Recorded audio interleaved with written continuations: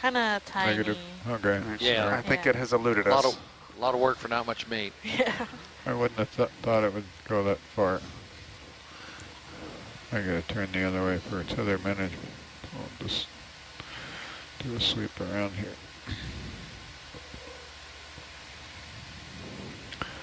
I usually only swim a couple meters. Chris, we'd be really impressed if your if the Norbit can see that squat lobster. If we're close enough. I mean, it's pretty big. It might show up.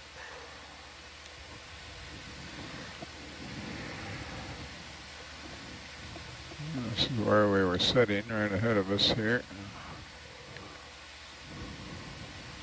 So for our viewers, if you go to satellite feed 3 or channel 3, you can see the multi-beam as we're looking for that squat lobster. All right. I vote we continue on. All right. You want to check out the next mystery pile? Yep. Lead us on, Nav. The big one, the big mystery pile. Yeah, the big mystery pile. Well, big is maybe a strong word, but bigger. Yeah, so like probably about 140. I'll might put in another ship move. Roger, I'll find it right after you get the ship nav, moving. Sure way to find 20160.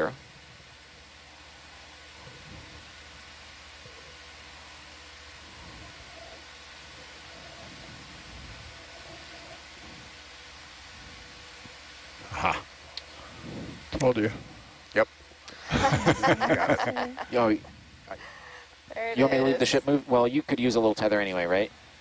Yeah, sure.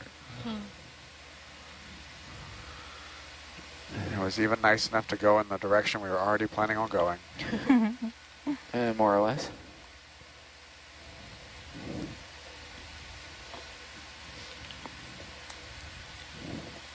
Jaden, come down 5 meters for me. Copy.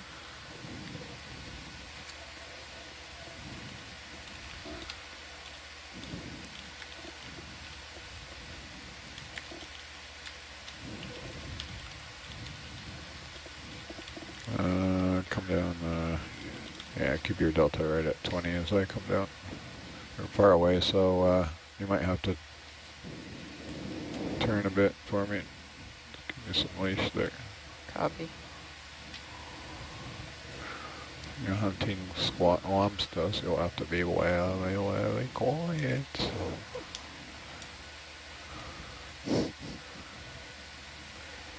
It's a horrible Elmer Fudd imitation. Think that's the same one? Yeah. Yep. It's a big one. Yeah, they're not normally this big. Or, I mean, I've seen ones that were big, but this is up on the upper limit of Come down what I've seen. another 3 or 4 meters. Copy. 5 Glad- meters maybe. Dan, it's a good thing you know how to catch crawdads.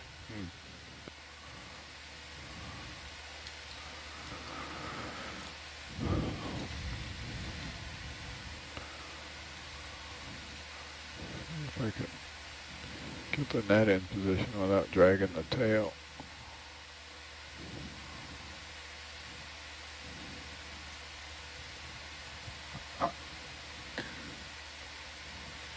There you go.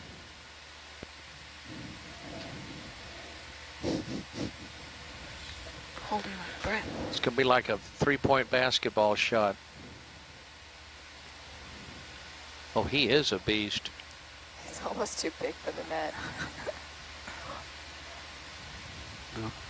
When he jumps back, he'll probably tuck his legs in and be as hydrodynamic as possible, so hopefully he'll just shoot right into the net. He should go, but he goes right back to the back. He got it perfectly lined up, Dan.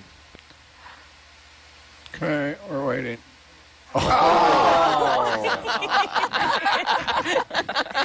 Yeah. It's too smart. He's too smart. They can see behind him. Oh my goodness. He outsmarted all those humans.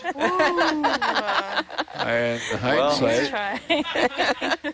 how he got to I be should so- have just put the net right over him. I'm telling you. Yeah. That's how he got to be so big. Yeah. The wily old He escaped Squatty. anything. That's That critter is too Wow. smart. 20. He sat there and thought about it. You know what? If I back up, Oh, man. I don't like that thing behind me, but if I go left, Let me just What? tease them a little bit. That should go on my wall of shame is epic sample fail.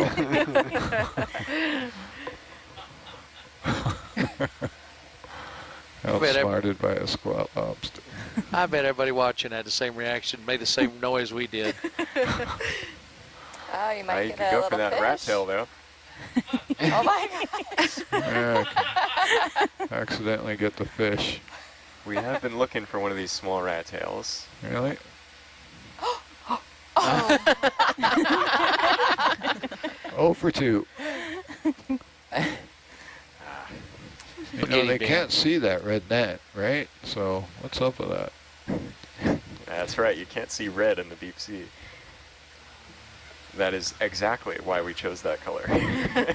Not because it was the cheapest thing at the superstore. I thought you were moving the ship, Chris. I am. Aren't we going east? No, we're going south. South. All right.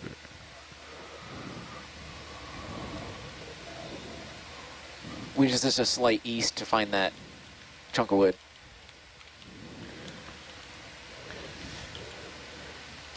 Which way did the squat lobster, which direction did the squat lobster swim, Chris? I thought it went west.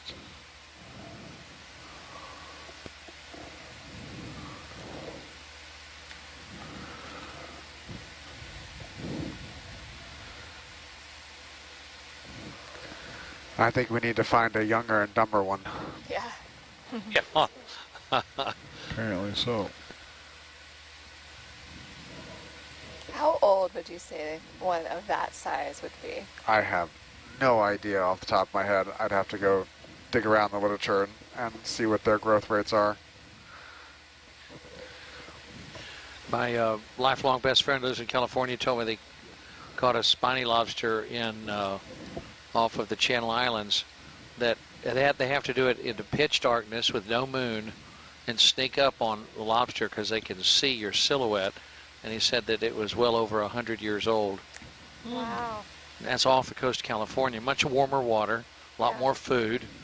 And here it's so cold, barely 3 degrees centigrade, not much to eat. And as we've seen, all these animals' metabolisms are so slow. They live a long, long time. So it's, I bet that squat lobster's, he was probably there, he was probably born before World War II, perhaps. Yeah. I was with Japanese scientists and we were poking around somewhere off of Okinawa, looking at some sea urchins, and he was calling them the old boy in Japanese. And he said they were hundreds of years old. Yeah, I generally assume most everything is pretty old in the deep sea.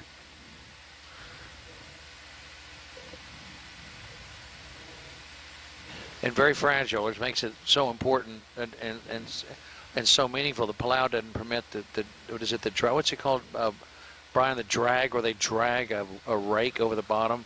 You mean trawling? Trawling, where it just destroys the bottom and everything down there. It's marvelous to see an untouched, pristine bottom. Yeah, right there is your heading. Roger, I'm waiting 135. for Atalanta. All right, I'll put in another move. Yep, yeah. Bridge nav, I'll have another no 20 choice but meters. to follow you.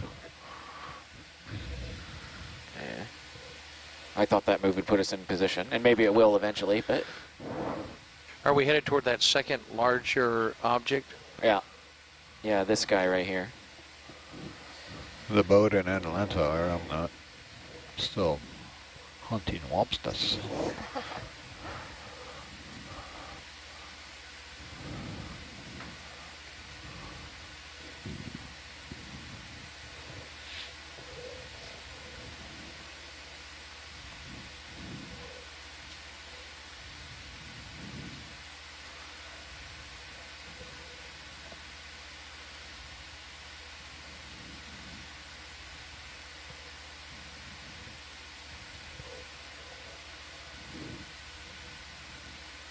When I first put the net down, I should have just slammed it over on my goals. I'm kicking myself pretty hard right now. Here's another gummy squirrel style sea cucumber. We got to get as many cucumber highlights as we can for Jonathan. You said gummy style? Gummy squirrel. Gummy squirrel? Yeah, the That's small, interesting long name. tail type thing.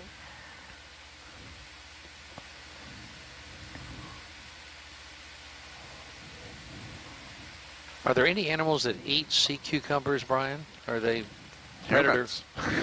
Humans. Humans. Yeah, sea cucumbers definitely get preyed upon. I don't know much about what in the deep sea eats them, but I'm sure something does. They look so unappetizing. This one is a Cycropodes. You know, they are, interestingly, they are very poorly defended.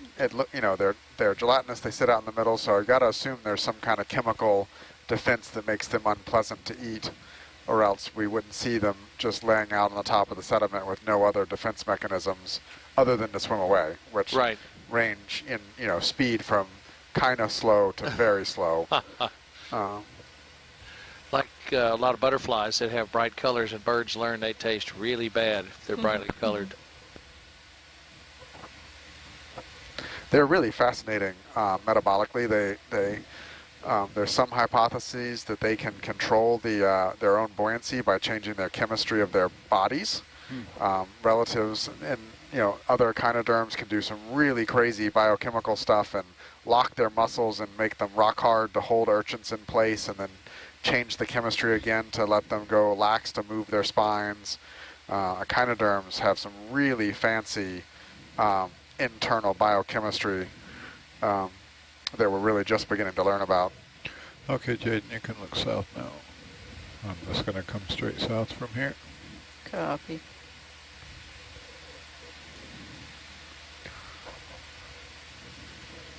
Fly through my own dust cloud here.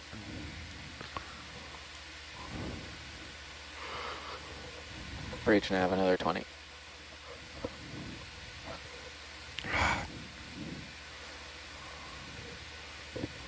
Well, that's really frustrating when I do that.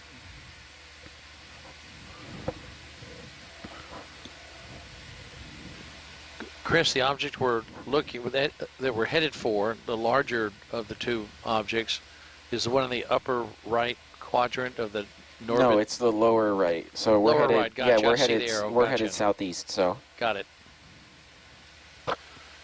So the image that the viewers are seeing on satellite 3 is north, is at the north. Yep. At the top, excuse me. Yep. And this is, I have it actually colored in backscatter right now. I have the color ramp on it so this stuff jumps out. But because there's not a whole lot of vertical difference on these features out here. The color difference is all just, it's a brighter echo, louder echo. Can you explain what backscatter is? Yeah, so it's like, the imaging analysis analog would be, sort of think about taking like a black and white photo. You can get sort of the idea of how light a thing is, how bright a thing is. But we're using sound, so what we're actually measuring is how loud the echo was that we hear from it. So something like rock is going to have a much louder echo than something like soft sand or silt.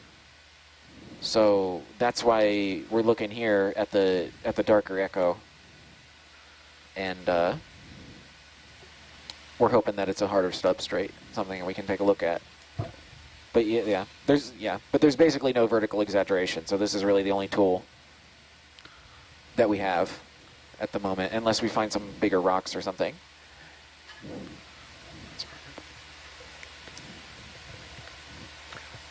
Or lost warship, which would really be interesting. Yeah.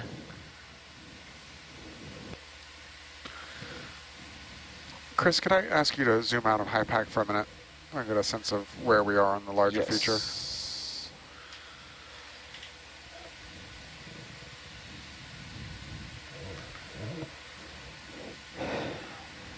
How far are we from 5?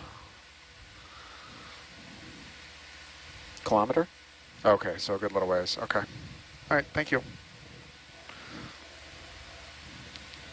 Thought I could be clever and get the monkey piston there too, but apparently not.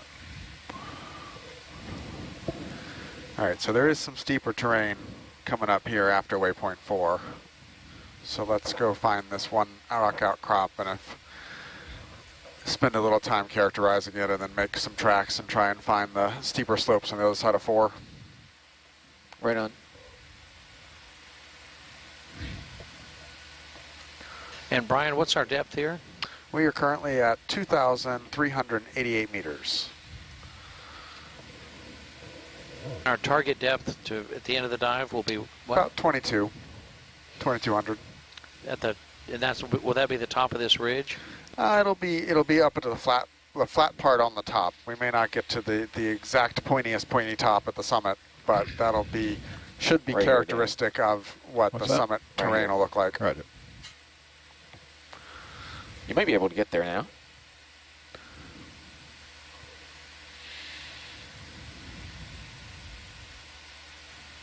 Oh, I just didn't do that, did I?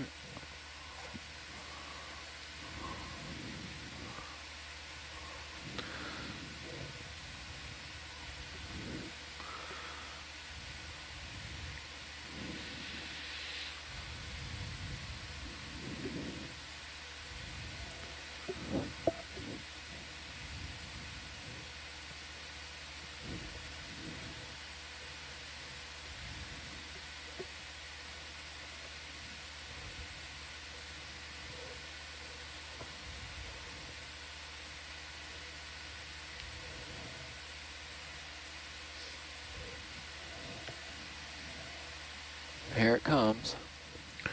Here it comes, all right.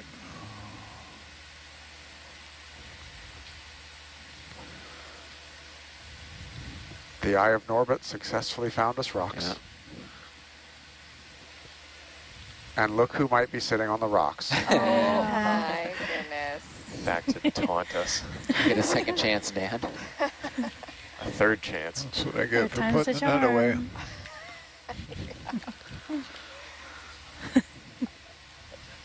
There's no way it's the same one. I don't think. Is that the same one? No, I mean he's a big one. We will Looks- never know, looks but about the same it's about the size. same size. Wow. I have a hard time believing it's the same one, but I don't know. Have we seen that many of this? we this have whole not dive? seen that many, and all of them I have think been it- associated with woodfalls, I think. So, and A lot smaller. a lot smaller, but I do have a hard time believing that it made it that far that quickly. Maybe adrenaline. Yeah. Okay, we're gonna have to have silence from the gallery so Dan can line up his Oh, you're fine. shot. I need more heckling, obviously. I think I did, might have fatally one. No, it seems still somewhat intact. No, I think it's fatally, well, might be fatally wounded, but I see where it's wounded there. Let's see what I can.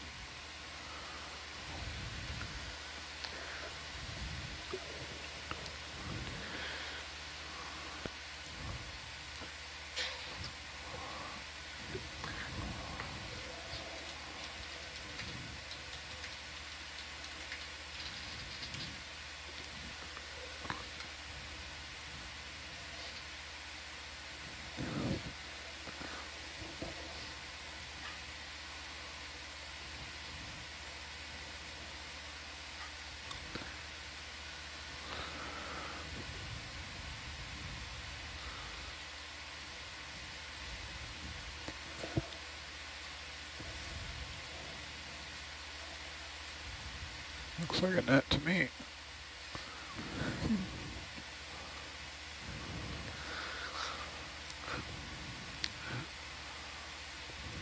may I suggest the bio box already be opened before we grab this guy? Sure. Is there anything in there now? We only have a sea cucumber in the forward bio box. Otherwise, everything is clear. What kind? Sweet sea cucumbers can be a little floaty sometimes, so maybe not. Yeah, our book says it's not much of a swimmer. Not much of a swimmer. Okay. Really? Yeah, that's the note. That is a lot of detail for our book. Not like a sea urchin. Phrased in such a derogatory This one, not much of a swimmer. All right, Ouch. let's go get this thing and move on. I want to make some tracks. All right. This is Dan's white whale.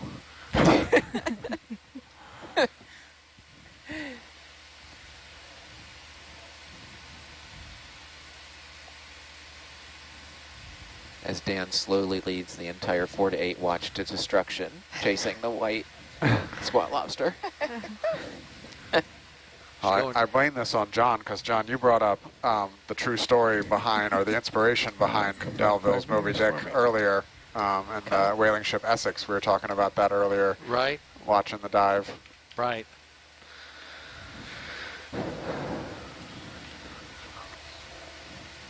Dan, looks like you're going for the straight down. I'm going to try and land behind him and then, yeah, pin it this time. Down and back.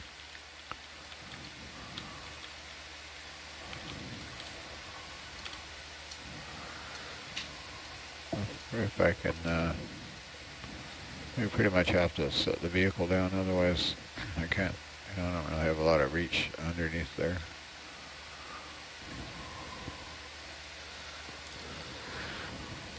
So while Dan's setting this up, I am interested at how little growing on this rock there seems to be. There's some little coral or something just above the lasers, but other than that, I don't see much of anything on this rock.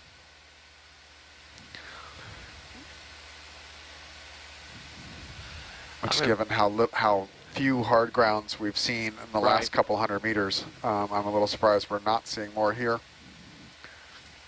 This rock outcrop looks like it gets some heavy sedimentation though. That is totally true. It does look heavily sedimented. There's a little coral or something on there though, yeah? Yeah, it looks like a little black coral. That is a big lobster, isn't it?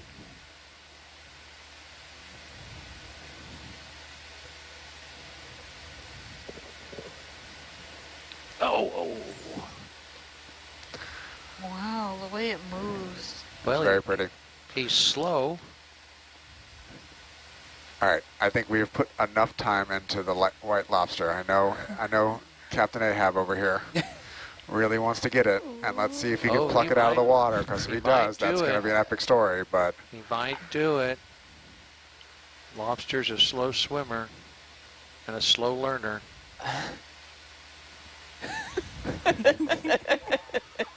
He's a long way away.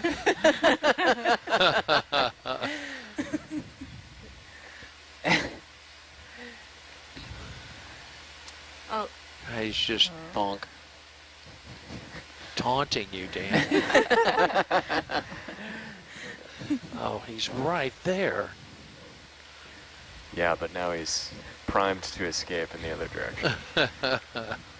It's all right. A manipulator works both ways. let me get one go, and then I'll... All right, one go. I will say I don't know. I One go I don't in know addition enough to the previous 4. I don't know about the biochemistry of these, but this is probably a massive amount of exercise, and there might be... Tiring itself out. Yeah, I wouldn't be at all surprised if there's some type of metabolic cost that might cause it to be less energetic in its future escapes. He's huge. Not enough, though. He is huge. All right, let's go. Waypoint 4. This is like... All right, I'm this is moving like the ship. It's persistence happening. hunting. Bridge Just now, chase after 60 the animal meters, for 6 160. hours until it runs out of energy. I once had a duck try and drown my dog because it would, right next to the thing, my dog swam out to it and it hopped like a meter, and my dog kept swimming, and the duck led my dog deeper and deeper into the water, just toying with it, drawing it off from shore to the point I had to get in a boat and go rescue my dog. My gosh. And I feel like the squat lobster is doing that to Hercules. Follow me to my lair. Come with me, Yeah. robot. Follow me to below 4,000 meters. Yeah. Yeah.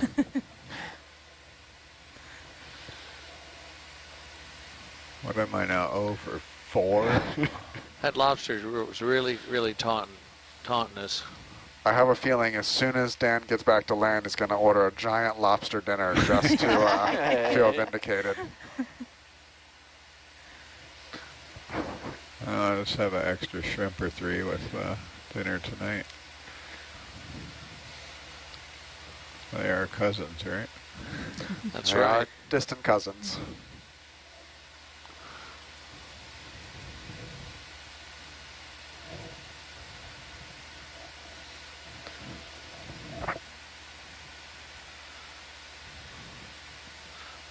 It was a noble effort, Dan. Thought you had him. And just to remind folks at home, these samples that we collect are not just for fun. They have tremendous scientific and conservation value. So That's right. for one thing, I'm we're floating doing up, exploration dude. and trying to was that? discover new I'm floating up, biodiversity, welcome new back. species. But we're also using, these specimens can be used to build genetic libraries of biodiversity so that we can go back and use non-invasive methods like environmental DNA to monitor what species are in an area. But Really light. in order to do that, we need to know about the genetics of We're going to come up so I these can animals. blast down and clean the And ROV out. In new essence, species Harold. can't be described without a physical specimen either. In essence, Harold, we're creating a catalog for Palau of the animals that are within their EEZ. Yes, and we are keeping an eye for things that are new or different or unexpected for this area, and those are the things that we think about when we decide what we do and don't want to sample.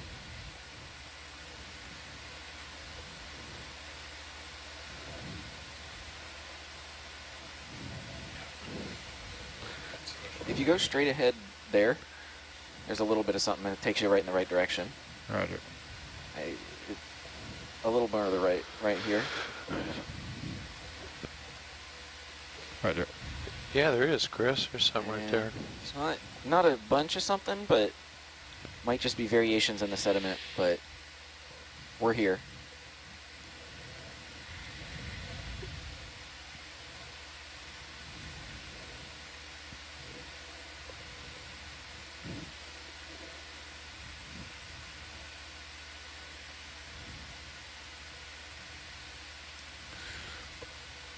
Yeah, maybe that's all we were seeing. A little more to the right.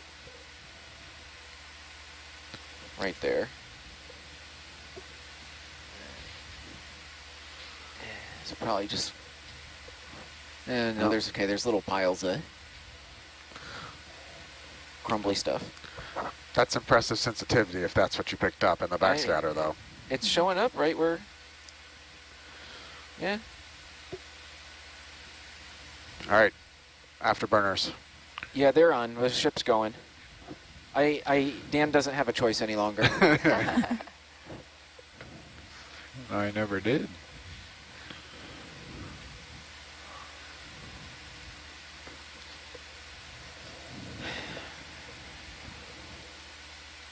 Yeah, I think that's what we were saying. They showed up and they mapped again as we went over them. That kind of stuff picks up better. There you go. That kind of stuff picks up better at oblique angles again. Sure. Any kind of backscatter target is going to show up better on the outer beams.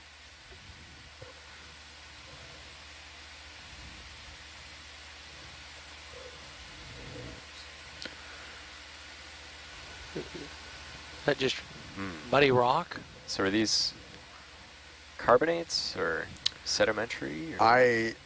I'm guessing that is more sedimenty than anything else. You know, on its way to lithification.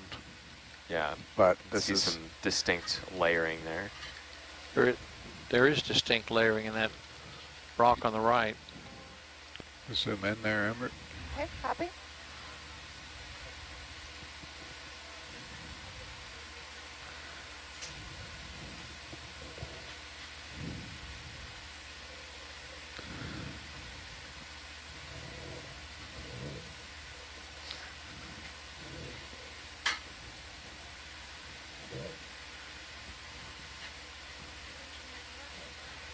We found things with it.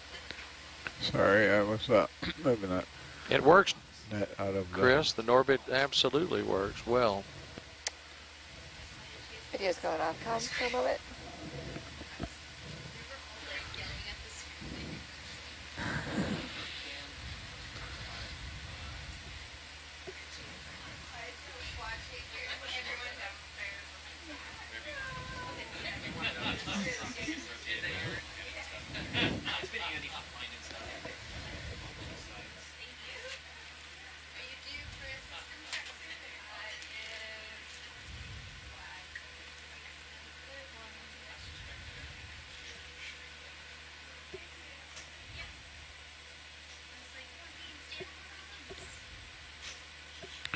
Can't hear a word you're saying, not on the headset on. Can we look fish, please? Where's the fish? Just off screen right there.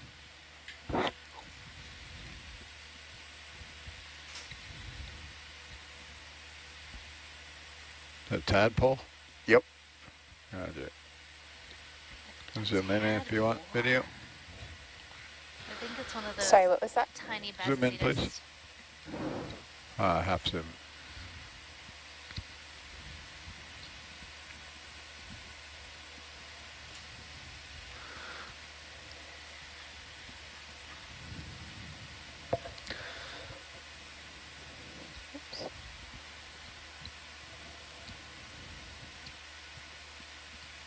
Is that a rat tail?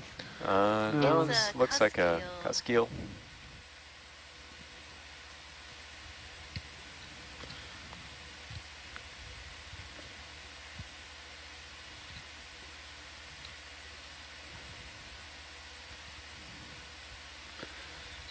Fish people call it when you got as much as you think you're going to get. Yep, that's good. All right. We've seen a few of these. Given the multi-beam is showing Go a steeper cliff here, and we're seeing all of these chunks of sandstone type mudstone coming down, I suspect we are going to see probably a pretty impressive wall up here in a little bit. Were you calling these, Megan, these sand black corals Heteropathes, or what were you thinking these were? Heteropathes. Heteropathes? Yeah. Let's stop the ship there, Megan. We'll let The it ship swing is in. stopped. Okay, thank you. We do have the wall there 40 meters away, which is probably about our swing in. We're starting to pick up some bed forms here as Yeah. well. Where there is current, there are filter feeders.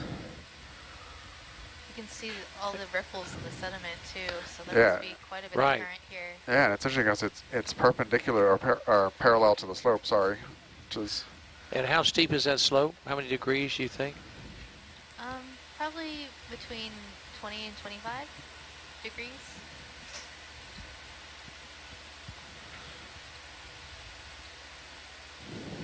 Wow, those layers. Yeah. So would we classify this as like a mudstone?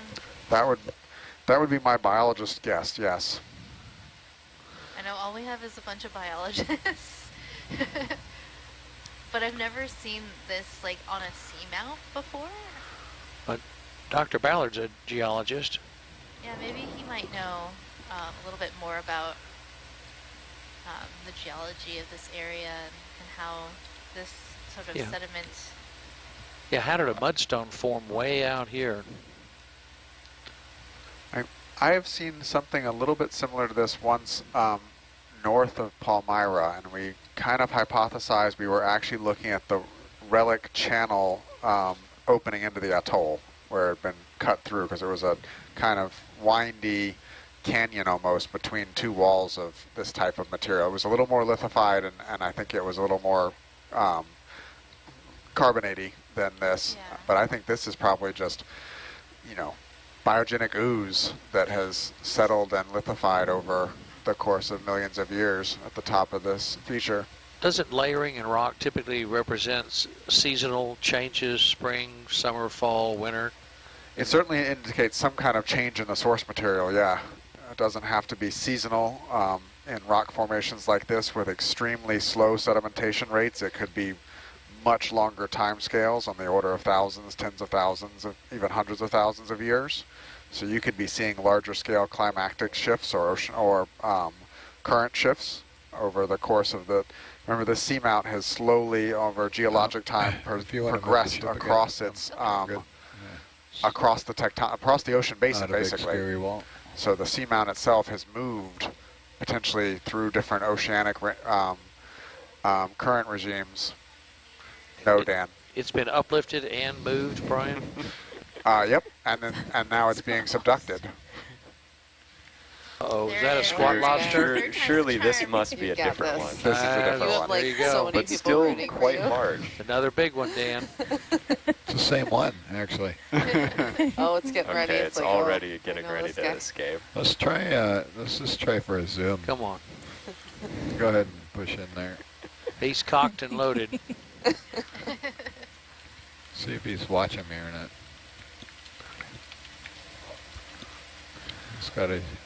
It has its eye on us. You want The spot lobster is. to give it another try, Captain? No, let's make some more tracks. We are moving. It's worth the ship. asking. I know, I know. Whoa, whoa, whoa, whoa. And it's already gone. Yeah, it's already. Oh my god, it would have like if landed we in see- the net if if you were we just see- holding it there.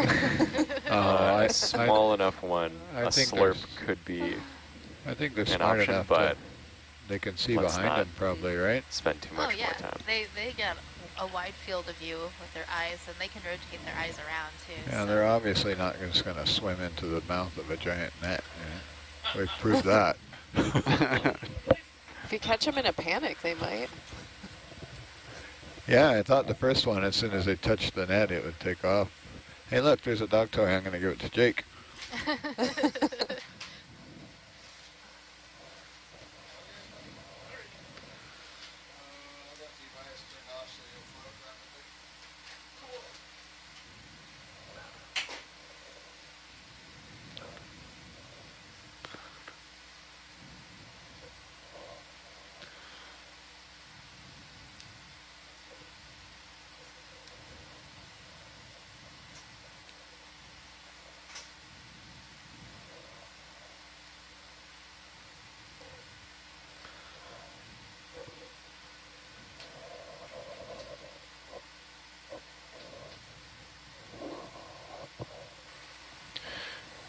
All right.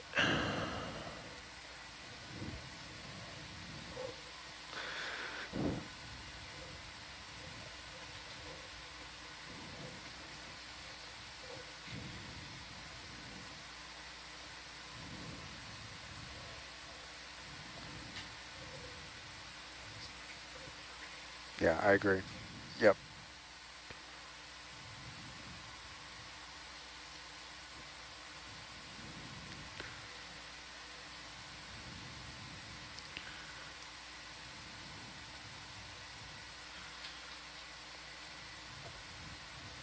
So that little step, though, is not in the wall I'm expecting still.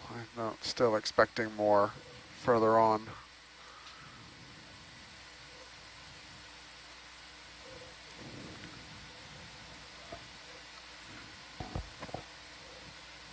I'm not What's sure. this Expecting linear- a wall? What's this linear, I mean, it's a ways out, past waypoint 4. Yeah, we still got quite a bit of distance to get to what Brian's talking about. But That does look like a It's channel of almost some 300 sort. meters. But this is an interesting feature here. This little depression. Huh.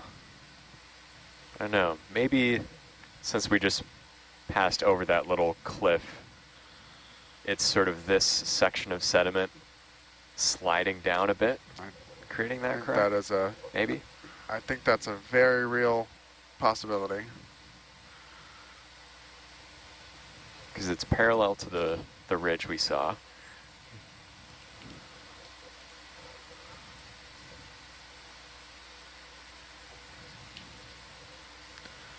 You want to zoom that star? It's like half buried in the sediment, right bottom of the screen. Ah, yeah.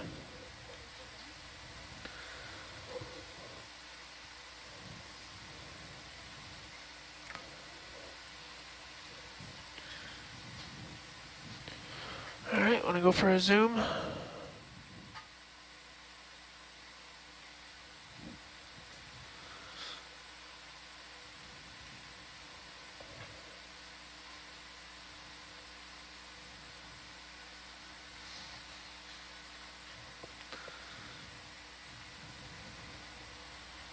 That's a weird one. All right, come back wide. There's a bunch of stars that like to bury themselves in the sediment like this.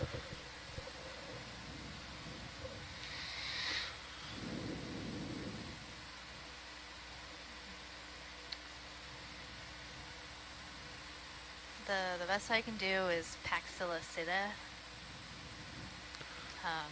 which is an order of sea stars. Hmm.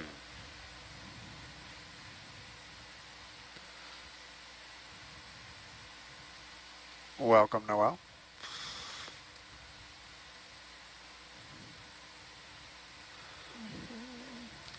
Thank you. It's good to be here.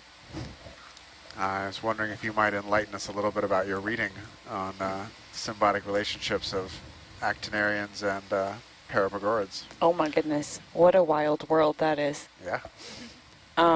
Still in the process of reading about the relationship between these crabs and anemones, but the most mind-blowing piece of that to me so far. Well, let's set the stage a little bit. Okay. So, we've been seeing all these parapagorids and their zoanthid associates on this dive, and Noel went digging in the literature and started sharing a paper around describing the extremely complex and nuanced world of hermit crabs and their associated anemones. Now, go for it. And it is truly a wild world. On our previous shift, we were talking about how several of the species down here don't have any kind of shell. A lot of that may be due to the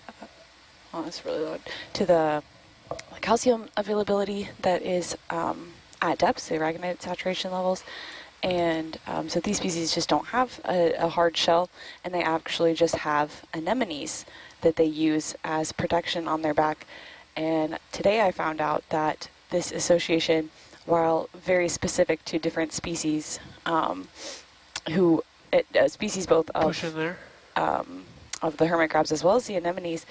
But what's wild to me is that this is not a passive thing where you find the larval anemones settling on the crab's back. The anemone can actually select the crab that it wants to attach to, and it will move itself onto the crab, which absolutely blew my mind. I didn't even know that was a possibility. So what life stage of the anemone does that happen? Great question. I don't know. I don't know if there's been a ton of work. Most of the information that we know about this relationship is from one scientist's work who's actually at the University of Alberta. And so some of these studies are from the 80s, and that's kind of the extent of the work, the experimental work that's been done. So there are still some major knowledge gaps. But yeah, it was timely. There was a review written this year about these relationships and the state of knowledge. Very interesting. But I just imagining an anemone climbing its way onto the back of a hermit crab is wild. That is kind of backwards from what we would expect. It can also go the other way. Like there are situations where the hermit crab will actually almost like harvest the anemone and place it on its back. There's also when that happens, there's like a spatial pattern to where it places the anemone on its back based on the weight of the crab and how large the anemone is. So there are true patterns and process to this seemingly bizarre system. One of the things that actually really got me about it was the diagram looking at how, when in the pairings, the symbiosis pairings of where the anemone is the one that seems to pick the hermit crab. It actually grabs the shell of the hermit crab's shell with its tentacles, and then releases its arboreal disc, and does a somersault onto the hermit crab, attaches itself with its, the foot more or less portion of it, and then releases with its tentacles. And the hermit crab holds still for this entire process. I want to see that. I know. That sounds That's fantastic. extraordinary. And the shell of the hermit crab, Noel, you said disappears at this depth because the calcium is absorbed into the seawater, is that right? Yeah, this is the paper. Yeah, so at this depth, the calcium carbonate doesn't last very long. It dissolves very quickly, and it's very biologically expensive to make it. And so there is a real shortage of all the shells you see on the beach or in shallow water. If they get transported down here, they dissolve relatively quickly. So having the zoanthids or anemones on their back is a much longer long-term arrangement than having stealing some kind of gastropod shell or something like that and having it dissolve over the course of a year or two. And the anemone, you guys told me, y'all told me earlier that the anemone is poisonous. It's got stinging arms, so it's a defensive mechanism for the hermit crab. And the anemone's benefit is whenever the hermit crab finds something to eat, the anemone can pick up pieces of whatever the hermit crab's eating, so it's mutually beneficial. Yep. Yep, and there have been experimental studies looking at effects on predators and how that's protecting the hermit crab. So a lot of studies have looked at the effect of different cephalopods, so like an octopus coming in, and they're very quickly deterred from the stinging cells, the nematocysts on the anemone. So it's a pretty interesting pairing for sure. Otherwise, the octopus would have eaten the hermit crab in a heartbeat. Oh yeah, crabs are tasty. The other thing that really interested me was the how discerning the anemones were on the shell types that they could recognize real gastropod shell. Like if you took a plaster of Paris or a plastic mold and the same shape, they wouldn't attach to it. You Push in on this fish. And you could even dry out the shell for over 2 years, and the anemone would jump on it. Okay, and looks so like another Bassizetus. Jeff. All right.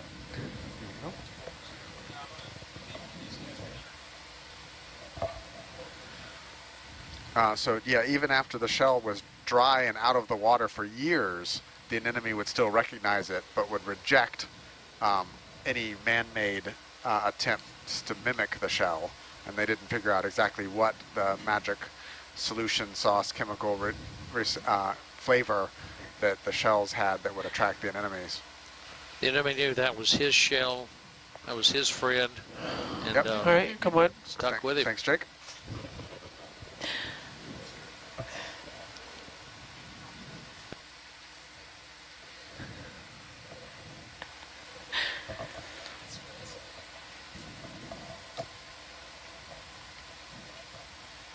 And while we're on the topic of strange hermit crab behaviors, we can get into vacancy chains, which is a crazy, complicated thing that certain species of hermit crabs do, where when there's hermit crabs have a pretty narrow size range in which the shell fits their body. If it's too small, they don't fit. If it's too big, it's easy for predators to get them out, and they're toting around extra weight. And so there's a pretty narrow range of shells. So if there is a free shell that does not have a hermit crab in it, is not occupied, hermit crabs will congregate around it until there's enough hermit crabs that one will perfectly fit the next one, and then they actually line up in size order and will almost instantaneously all change shells in one go. And so what's that called again? Vacancy chain.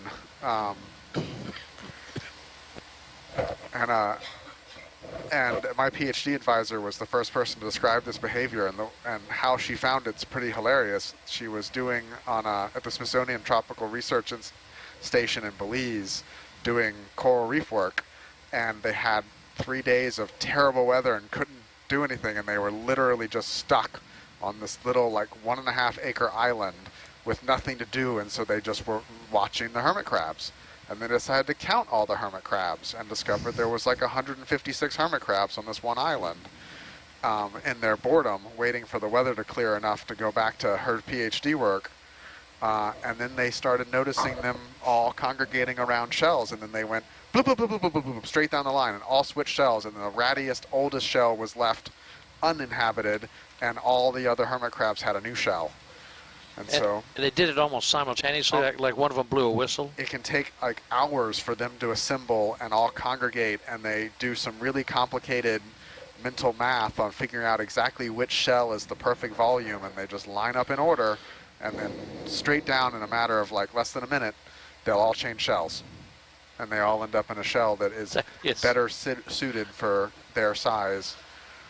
That is extraordinary. That is amazing. It's really interesting. They've actually gone so far as to take the kind of mathematical equations that govern this and apply it to all kinds of different economic things. They've actually done studies using the same principles, looking at college student housing in Boston when all of the leases expire on September 1st in Boston for all the universities. The same mathematical principles that the hermit crabs used, college students use too, in moving from one room to another with a short lease turnover rate. Makes sense. That's awesome. That's because we're always just looking for our perfect shell. That just reaffirms my longtime affection for hermit crabs, going all the way back to when we were little bitty kids in Galveston Island. They're always charmed us. There's a little something something up there. Star.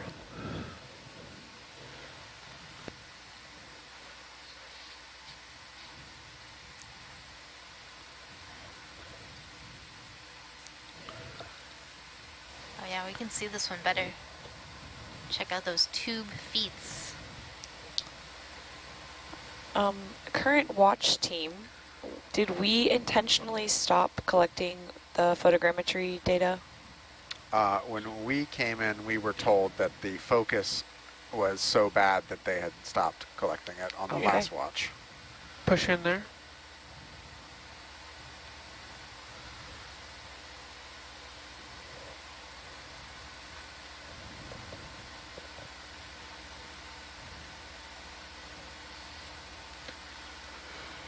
Megan, you think this is the same one we just saw partially buried?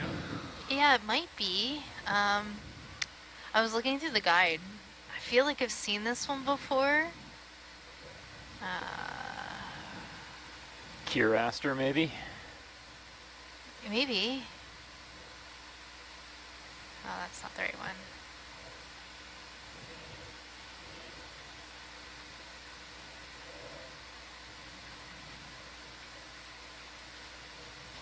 What's the common name for this type of animal? It's a sea star, but that's we're not sure which group of sea stars it is yet. It's in the Paxillocida, but those really large tube feet should be telling.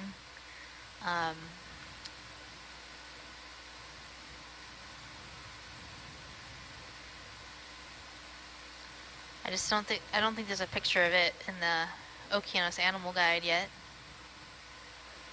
Is it worth collecting? It might be. I think we've got a little bit of time. Yes, Jake?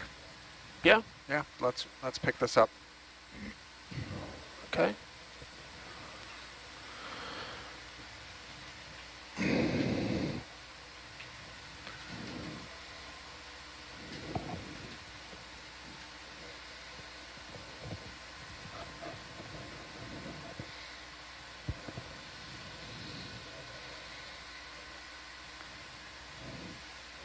Yeah, there's one here in the guide called Big Feet.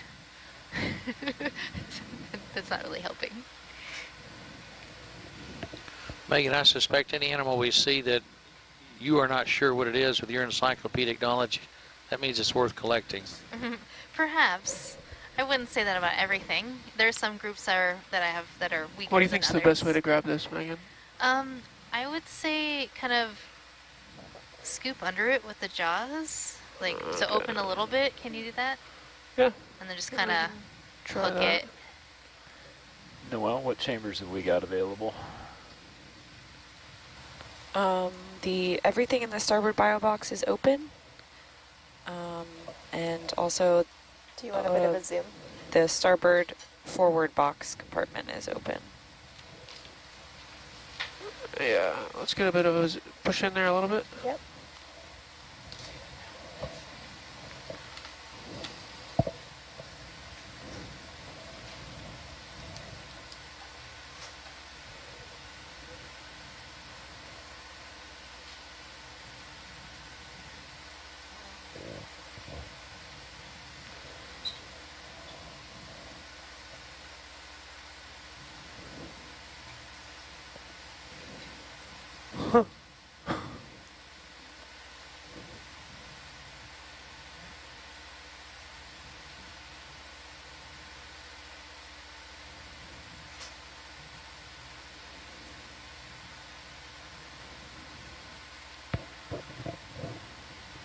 Very nice.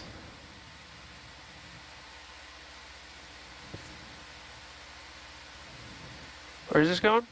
I would, if you can get to the starboard box, I'd say one of the two larger compartments on the starboard box. Both are open. Watch the jaws. Oh.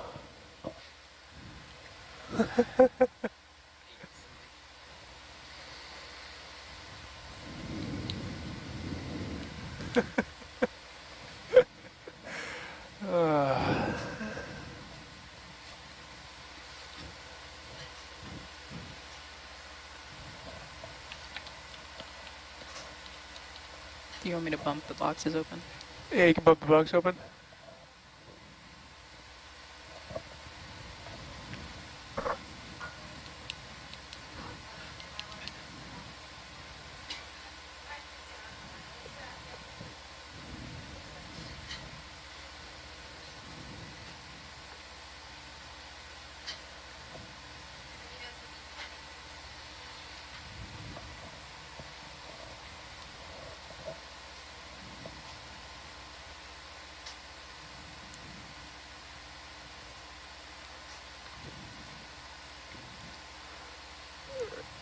Oh, man. All right.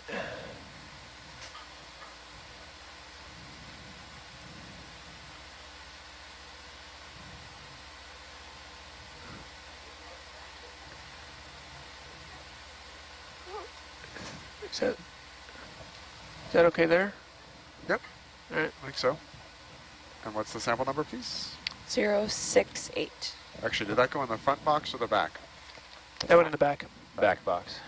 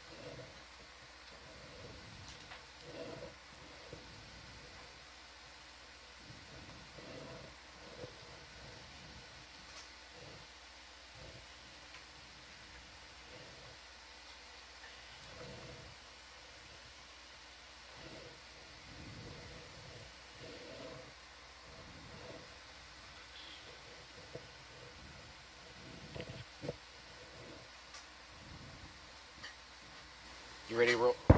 You ready to roll, Dan? Bridge nav, 60 meters, 160.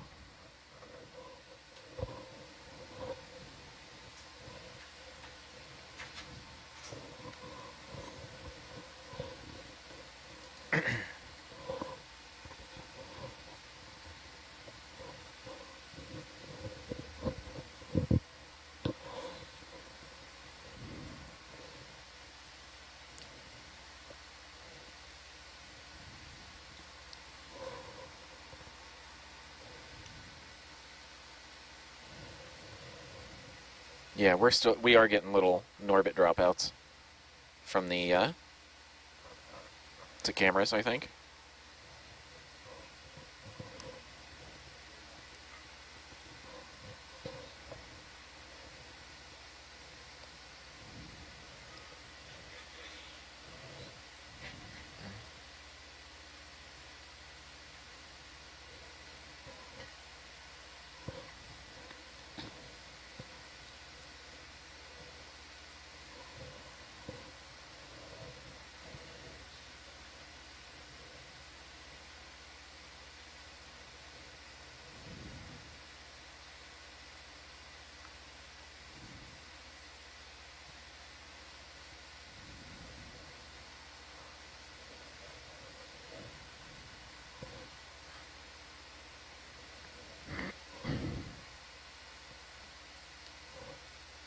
Yeah, it's mostly okay. See, we just lost a few.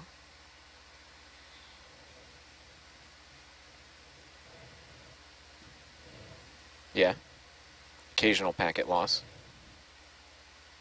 I mean, leave it on if you want. We're not...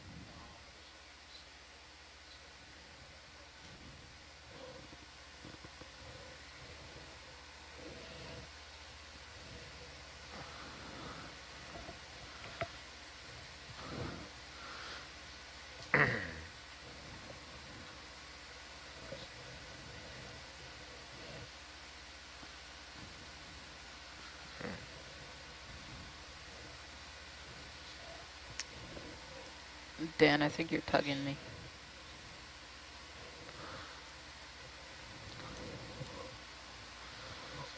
Chris, is the Norbit configured so if you're getting packet loss up here, you're losing that data, or is it stored Yeah, locally? it's gone if we... Okay. Yeah, the Norbit has no built-in capacity to log. Okay.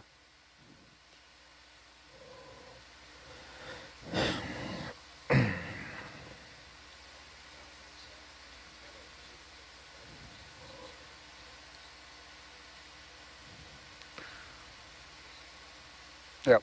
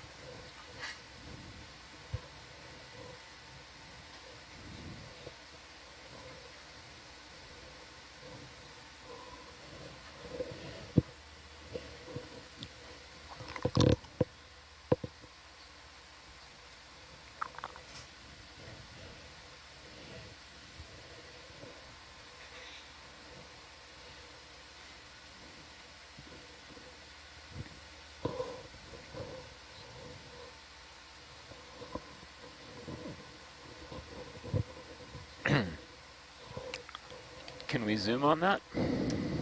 Dan, I don't think you're on SPO.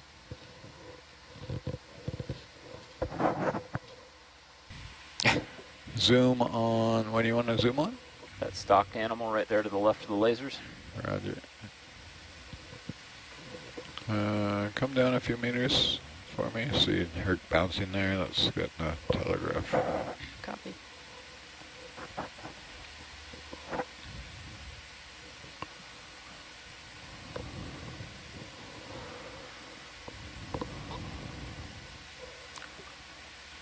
Go ahead, Em. You ready for me? Yeah. Okay, zooming.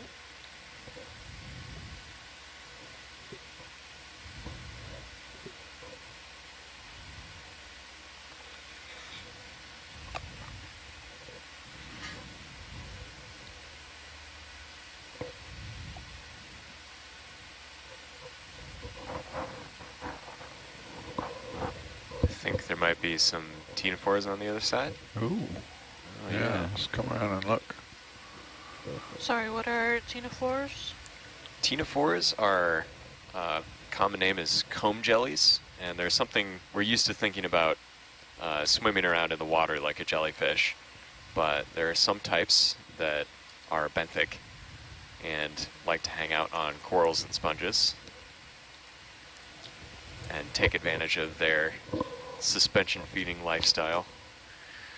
And if we get a real close look here, we might see they put out their little strings, right? Yep. So they have two super long tentacles.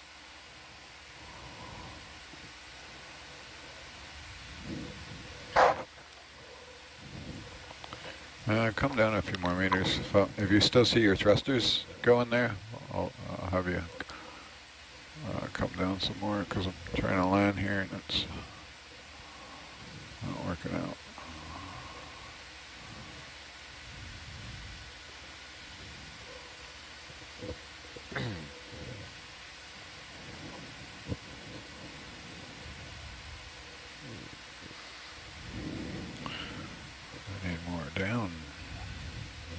jam.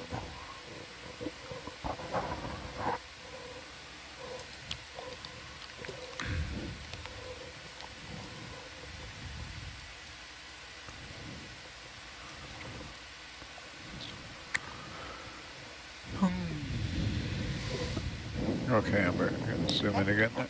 All right, zoom in.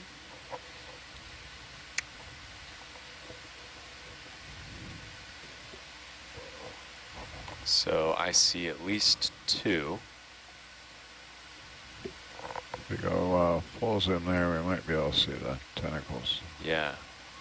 If they're out. I got a little bit more. That's it. Yeah, can see that top one. You can see the really long tentacle coming out. Bridge nav, another 60 meters. Very cool. All right, 160. I think we're happy. Thank you. All right. Come on. We're waiting on the...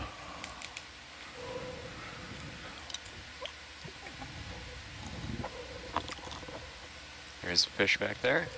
Yeah, let's go see the fish. Right. Pretty sure that's Acanthonus. There's Can been, already tell the body proportions. there's been quite a few of those on this dive. A lot of those.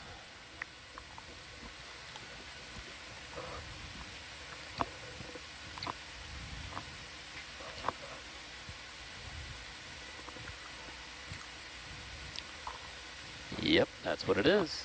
Acanthonus armitis. Oh, he's coming over to see us. Hello. He or she. Oh.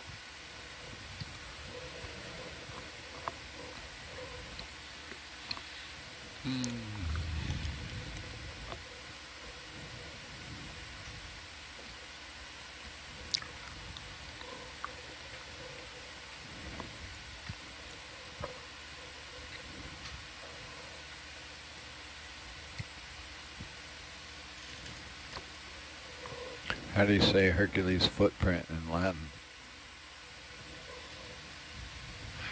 I don't know. How about German? Is that an urchin there on the left? Oh, yeah. Yeah, Let's looks check like out it. the sea urchin. Right. Oh, there's something else moving. Oh, yeah. Is that an Something amphipod? right there on the seafloor. Let's check that out first because it's moving.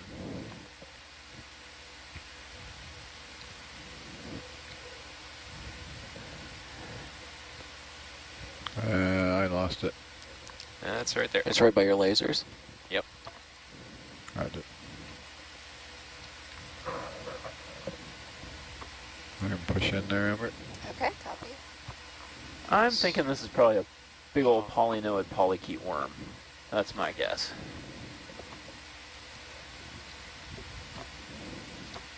Gonna have to be fast with the camera.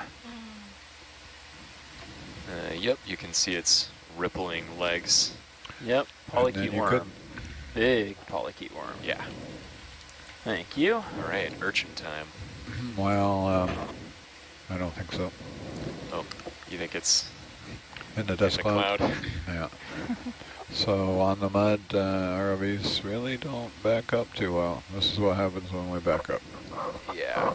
Well, we got an okay view of it. Right.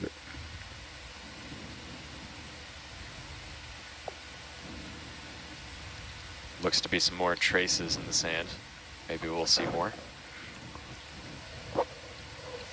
Well, that was the same urchin for the last 200 years.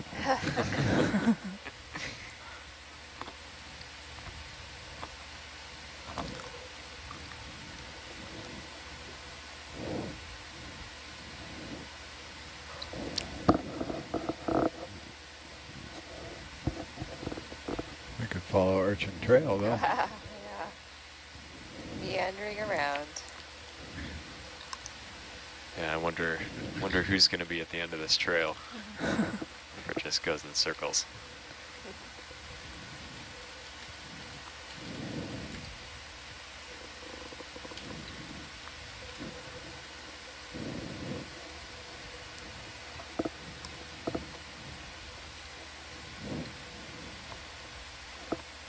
Gonna fly us right back around into our dust cloud, it looks like.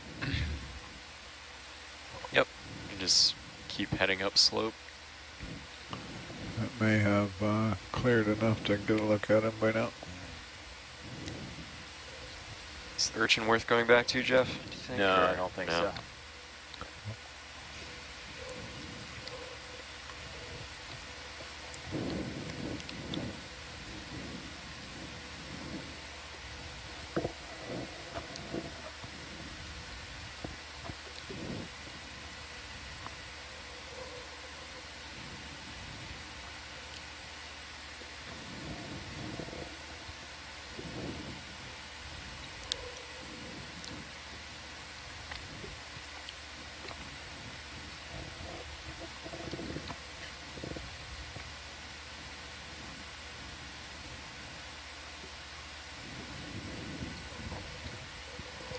Can you text Jake and ask him what he did to fix the Tritech last time? It seems to be back on.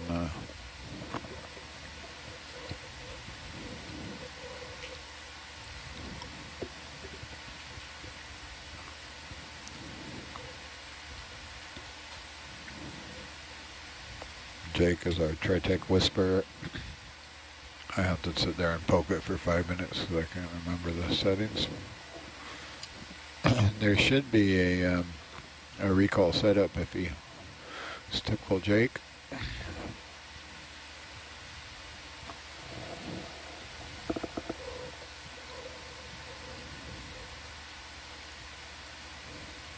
That's Amphorema or Penny Agony. I think we can keep going. Roger that. The type of sea cucumber? Sea cucumber. I have a few targets there. I haven't heard anything. 10 meters out, picking up a few ripples on the Atlanta sonar. Very cool. Maybe some more rocks.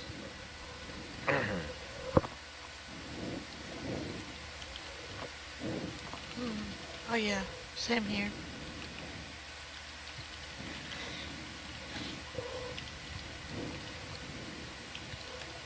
Bridge, nav, another 60 meters.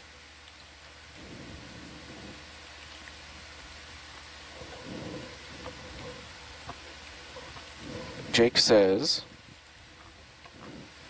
600 kilohertz and range down to 10 or 20 meters. Higher ultra resolution.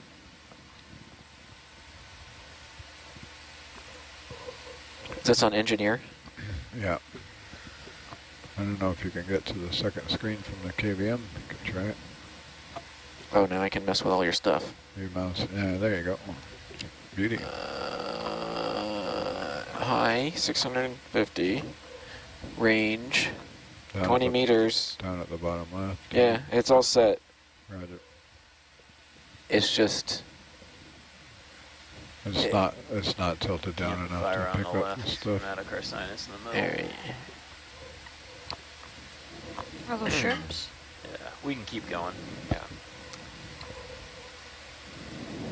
Are there many species of Acanthophyra? Do we know? There's quite a few species of These Acanthophyra. might be. There's a fair number of Metacarcinus as well. At some point, we probably should collect a couple just to know which the common ones are. We've seen about 200 Metacarcinus. Yeah. So. You interested in the little black coral there? A zoom would be good. Go ahead, Amber. This looks like another Heteropathes? Heteropathes, I think, is the one we've been seeing. Okay. But to be honest, I'm not sure the exact difference between Bathopathes and Heteropathes. But this does look like what we were calling Heteropathes. Okay. It's got some additional branching. Yeah. All right, thank you. Moving on.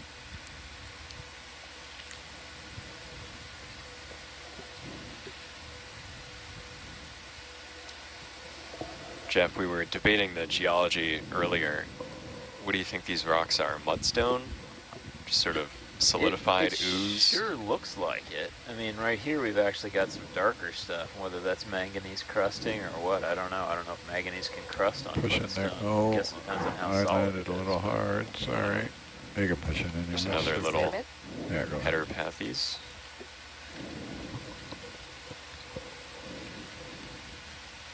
And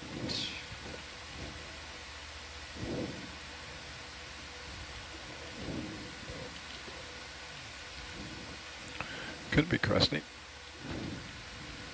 yeah, it could be crusting.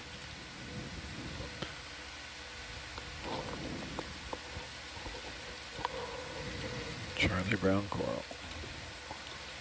Great. Okay. Thank you. Go wide. Why?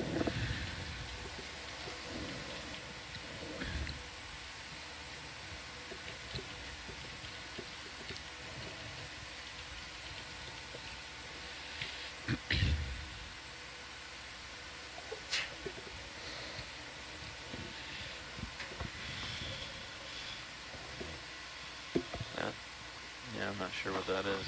Can you tell? Is it just a rock? Can we get a quick zoom on this? Sure. Possibly rock, possibly urchin? I'm not sure That's a what rock. you were. Yeah, it's a rock, never mind. Oh. Roger. Oh, I'm picking up something over here in the. Maybe just a shadow.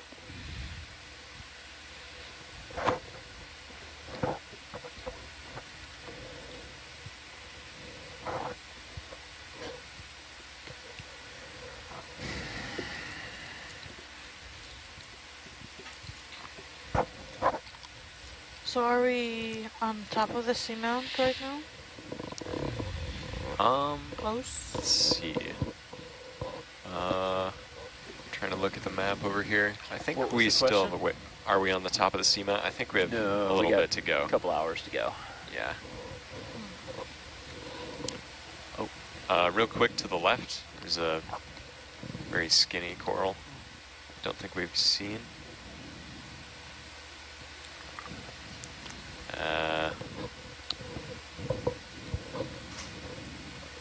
Yep. Or it looks like just a dead sponge stalk, actually. This right here. Go ahead, Emmerich. Just a quick zoom is fine. I think it's a dead sponge.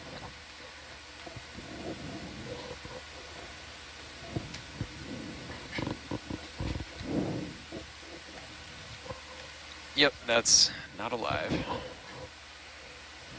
Thank you. Okay. Coming wide.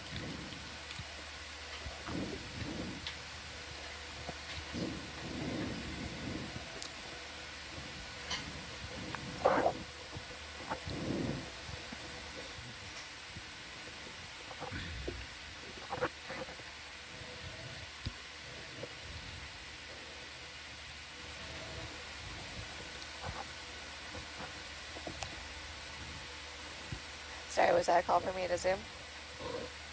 Nope. I did not.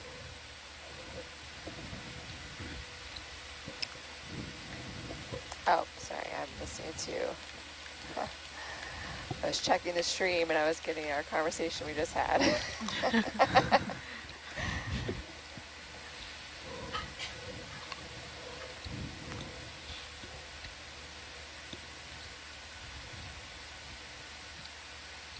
Oh, yeah, little shrimp. Oh, come on.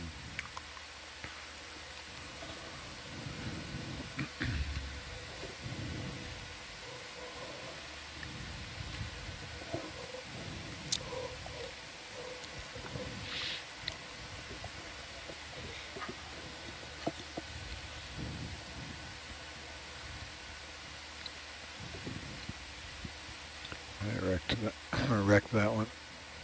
Would have been a good still, but I choked.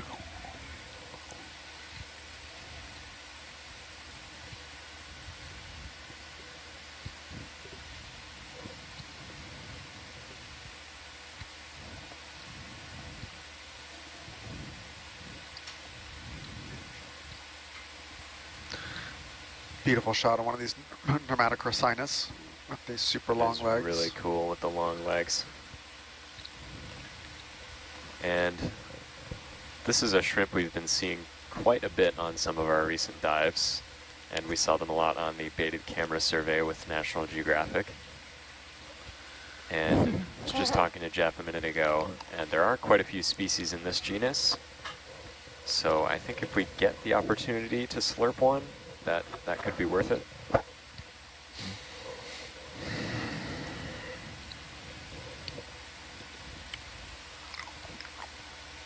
There seems to be no shortage of them.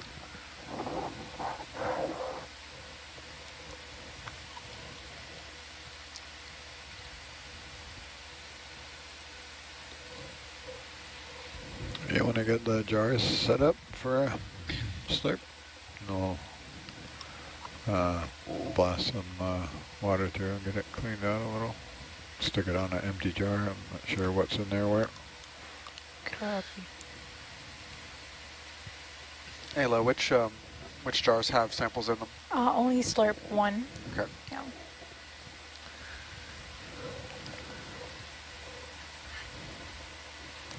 That one doesn't quite look lined up. You might toggle the Geneva drive a couple times.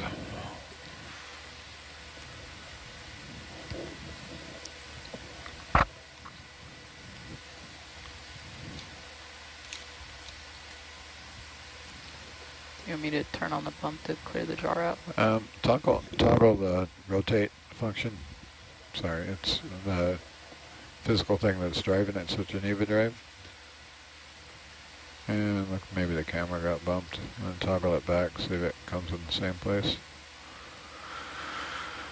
Go the other way once. No, sorry, clockwise. Okay. There's something in jar one, so let me just go this way. No, go the other way. It's not going to get out. Now go back. Okay, I just wanted to see it. Sometimes there's some hysteresis in it if it's coming loose, but I think we've rectified that now, so don't need to do that anymore. Forgot we put a whole new Bridge nav, 100 meters. The cameras, that's where the camera's moved just a little bit. Should be centered up. The bucket cam? Yeah. Give me another 100 meters.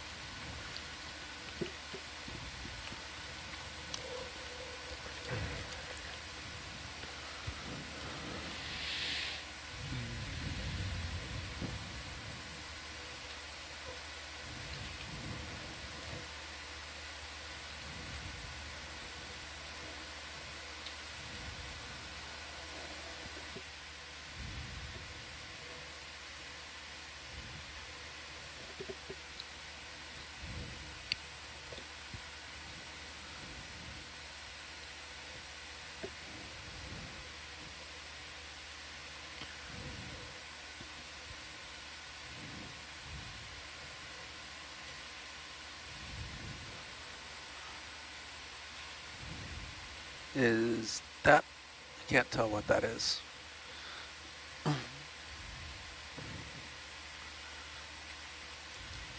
Go ahead, Amber, push in there for us. Hermit crab?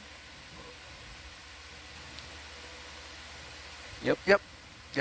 Another parapagoid with its zoanthid. All right, thank you.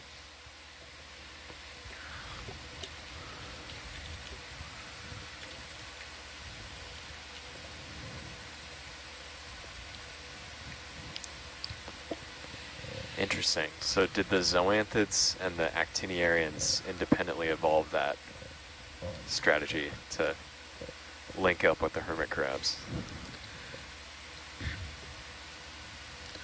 My guess is yes. Huh. But obviously I don't know that.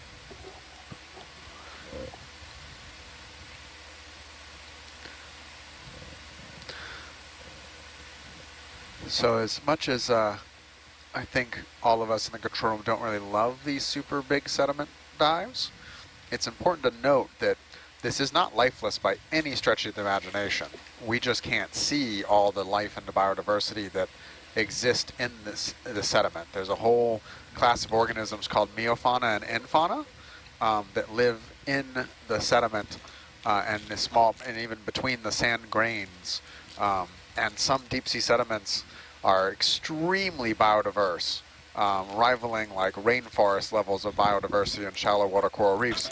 It's just all microscopic life, little tiny microcrustaceans, and sometimes 10 to 15 different phylum can be represented in one square meter of deep sea sediment. It's kind of an interesting paradox about deep sea life, of how biodiverse the sediments are in an area that is often very oxygen and food limited. There's a lot of competing hypotheses on why deep sea sediment tends to be as biodiverse as it is, but we really don't have a single answer to that question yet. And you can look at a sediment core in one place and then go a mile away, and it'll be completely different. Not even a mile, a couple meters sometimes. A couple meters, yeah. So there's a lot of questions about what drives these extremely patchy distribution patterns and what controls the biogeography of these meiofauna.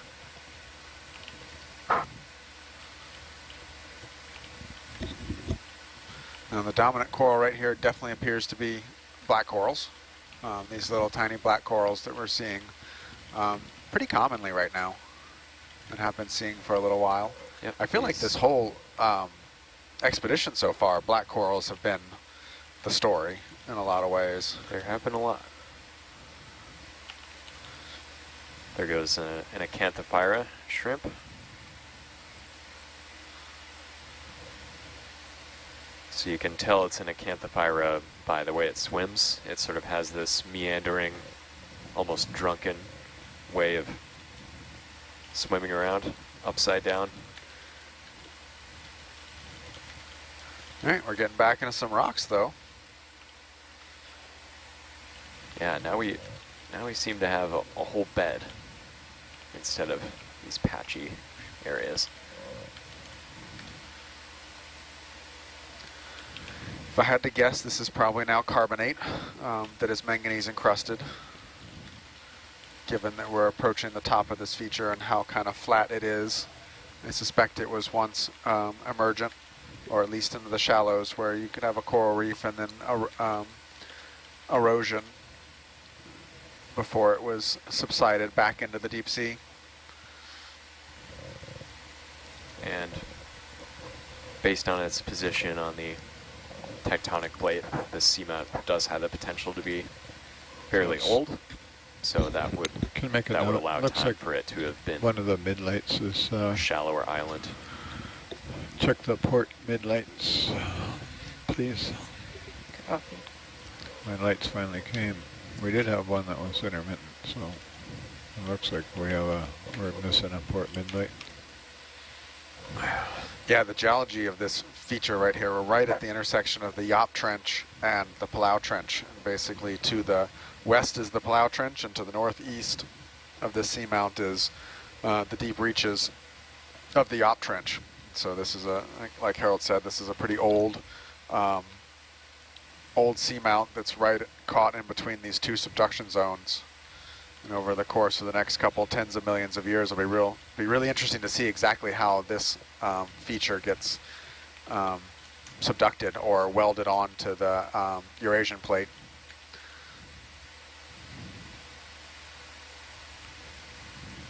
Are these slurp shrimp here? Yes, these are 2 nematocrisinus shrimp, and if you're feeling confident, slurping one. I'm feeling anything but confident after the whole lobster episode. These might be a bit easier, but I don't want to jinx it. Don't jinx us. You want me to stop the ship, or you got? Oh, yeah. Nope.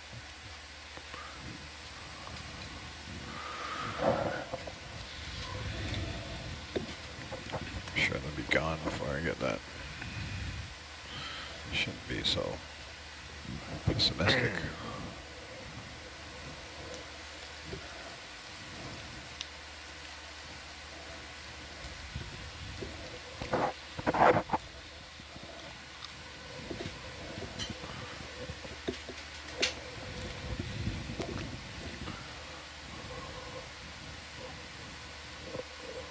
Watch out for that rock craft. Really? That answers that question on what the rocks are made of. Definitely either a carbonate or a mudstone of some type. Nice one. No, this is great. Now you have a smoke screen. You can sneak up on him. Brilliant. Oh, that was just...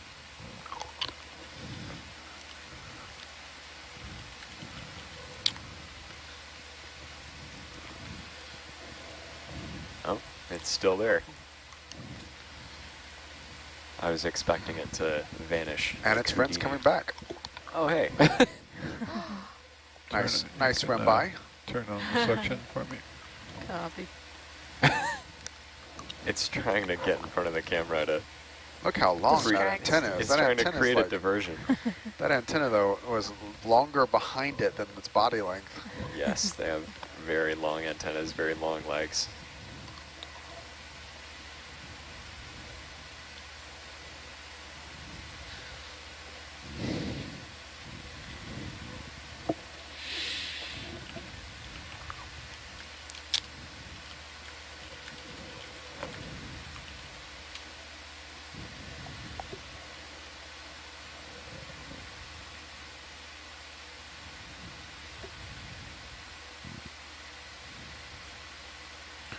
Push in a bit for us, Amber. Yeah, a bit more maybe. That's good, thanks. You got that thing on full? Yep. Full jam.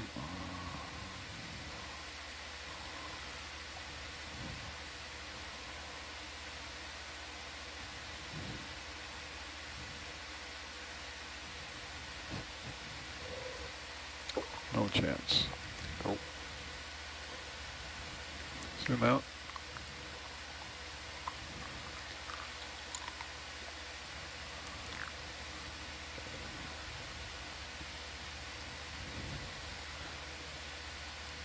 I think these have been pretty common, so we maybe can find some more in a less complex terrain. Looks like one's coming back. Yeah.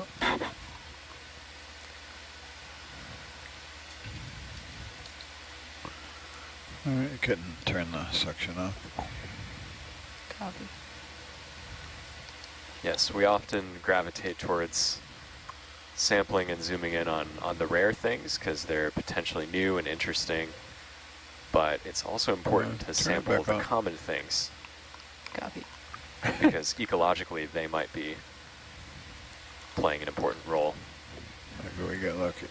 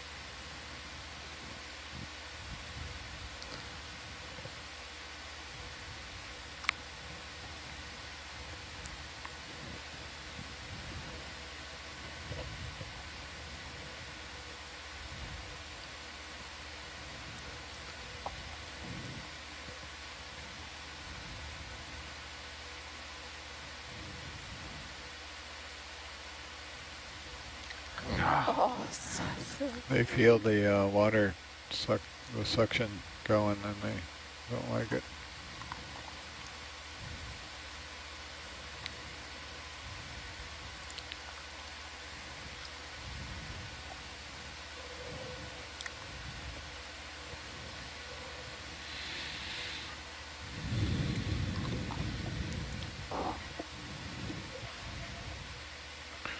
Yeah, Flies there's like a there's going to dog be with the more that we could suction on. potentially sneak up on. Okay, you can kill the suction. Copy. Oh, hello. Oh, can we get a zoom on this rat tail? Roger. This looks like Coryphonoides. Hoping Jeff is watching downstairs. Bridge nav, another 100 meters. You push in past the manipulator for us. Thanks.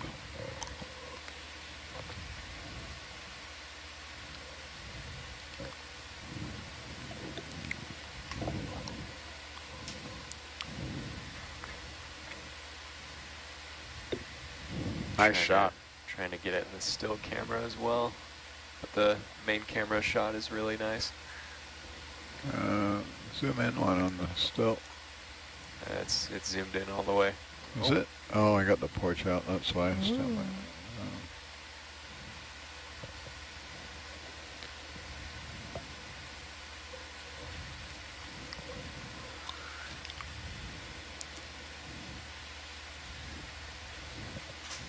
Can turn on the timer function if you want there.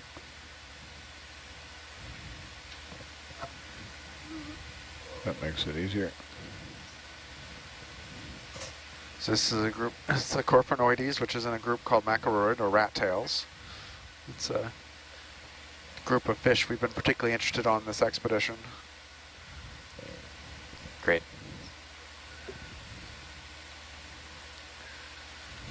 And it's just hanging out right by the camera. Get off me.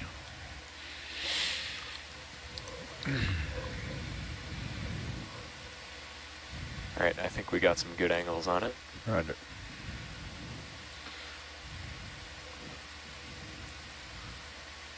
You can push back in past them and then I'll leave it out there for a while. I'll scoot it over just a bit for it.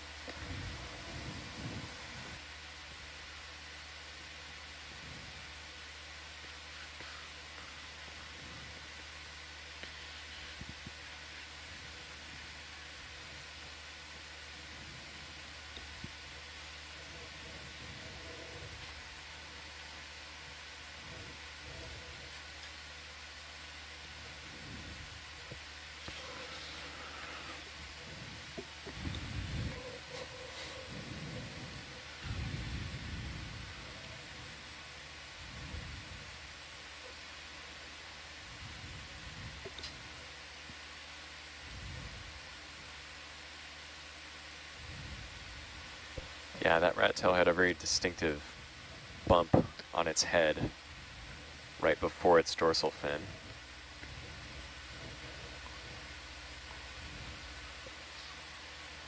I'm just looking at our baited camera image guide here, and it looks like Longiceros to me, but I'm not always super confident about these rat tail IDs. Come down, yeah. Distinguishing the different Coryphonoides species. Be good to look at it later.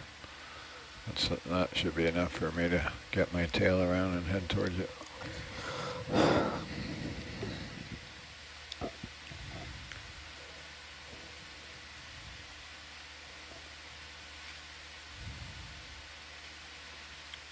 Okay, back in the box there.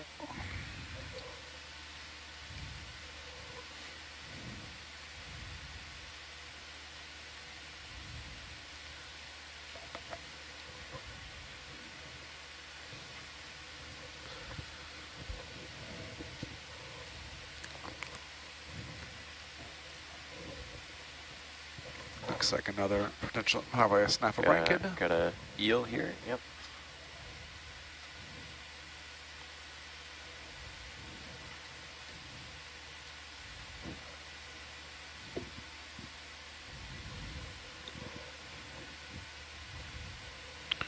Push in just a bit for us, Amber. Keep them out there in the light. Perfect, thanks.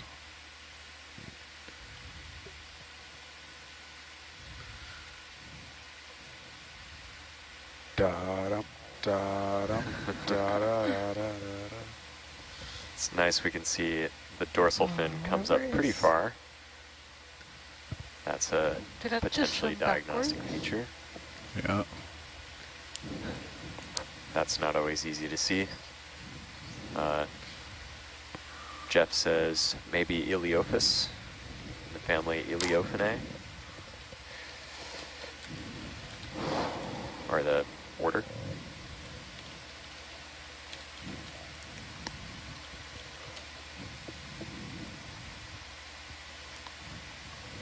It's in the Snaphbranchidae subfamily Iliophinae.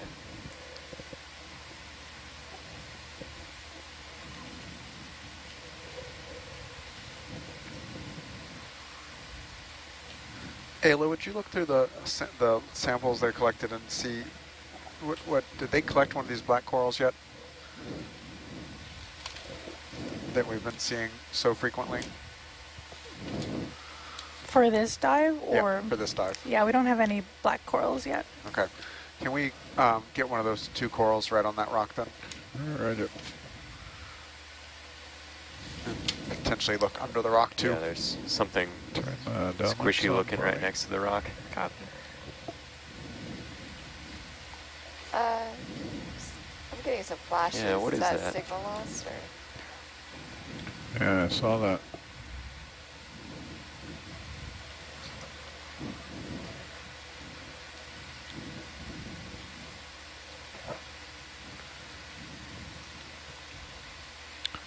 Can hold position there, Chris. Yep. Bridge nav. Let's hold position here. You want me to back it up? We're kind of, or you think you'll have enough time? Sure, you can back it up. Yeah, we might. There's 2 or 3 things there on look at, so if in doubt, back it up.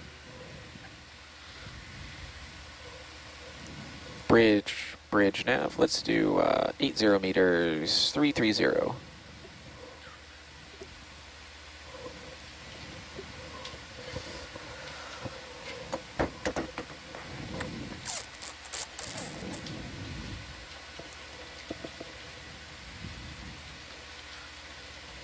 Push right in there, Amber. Okay.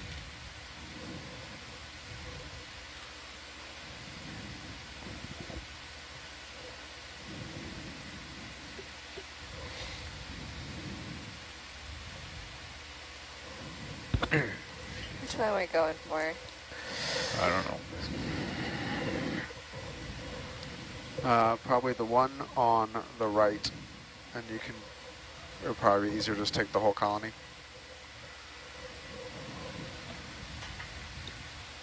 Could just get the rock. Could, but and we may do that, but I'd rather.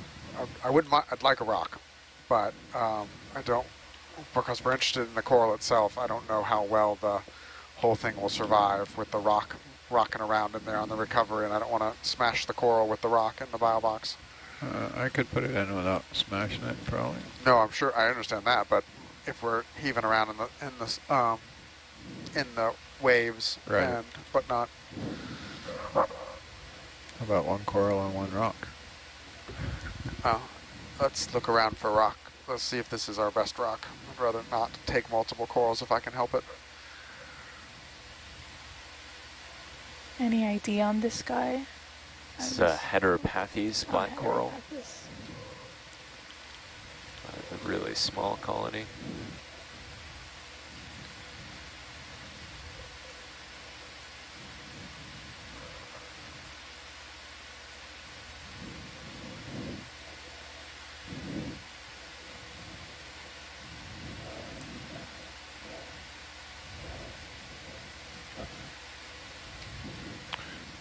starboard box? Yep. What are the small? Which are the small compartments on the starboard box are open? All of them. All yeah. of them. On the front. You can, there, you're already on it, thank you.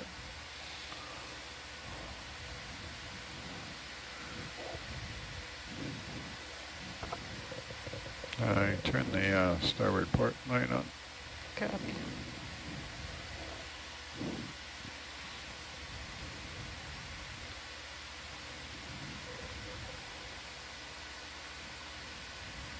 Don't go too far down there. A couple of things. I don't have a choice, Brian. We're getting drugged. Yeah, Okay. we're trying to make up for Dragon Argus. If you can hold this for just a few, we'll be going the other direction again soon. You might as well. We're getting drugged now, so I'm going to turn and burn. Okay, just go ahead and hold position, bridge.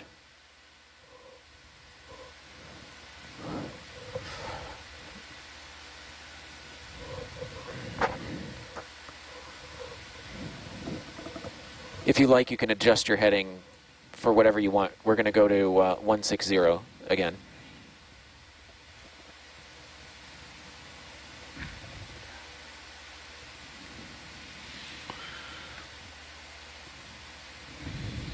So Sako has shared with us that sort of pink ball out of frame is a hydrozoan? Or no, you're referring, oh, the thing on the left is a hydrozoan. Okay. I want to know what that little purple-pink I guess it was a thing pleurobrink. is.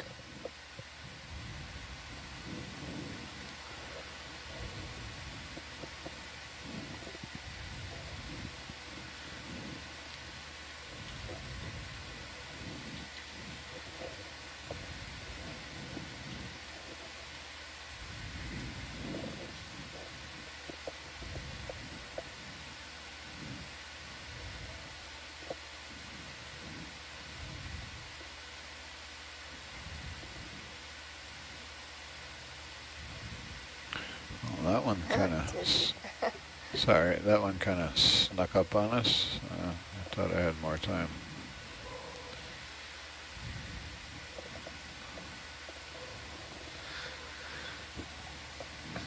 So we're just crossing 2,300 meters, which will give us about 100 meters of relief left to go by the end of the dive. For our target depth, ending depth of 2,200 meters. Okay, you can come back up, Jaden. Back in the box there.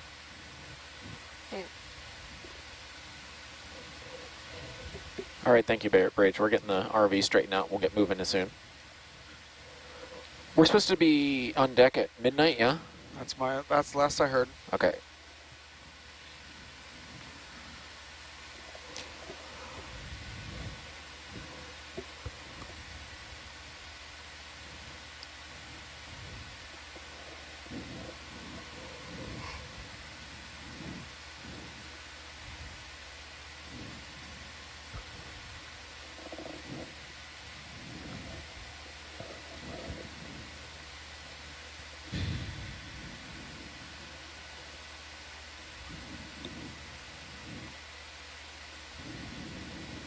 Can we, if you're back in the box, can we look brittle star, please? Yeah, Reg. Do you need to close the other box? No, I got to put the sample away still.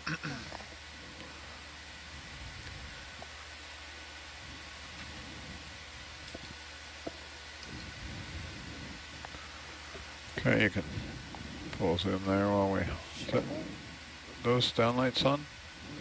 Yeah, they are. Oh, dude. Gotta get Jake to slow my buttons down. Really liking my buttons, but they are too fast. Okay, where were we? For Jaden drug us halfway across the seabed. Bad intern. Payback. Just kidding. That was sarcasm, just for the record.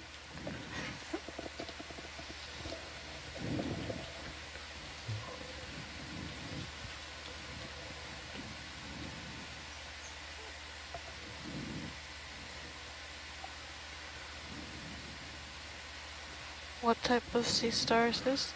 This is a brittle star, close the box. and I Close would it. have to go dig through the guides to get any further than Ophidia. Okay, that is sample 69.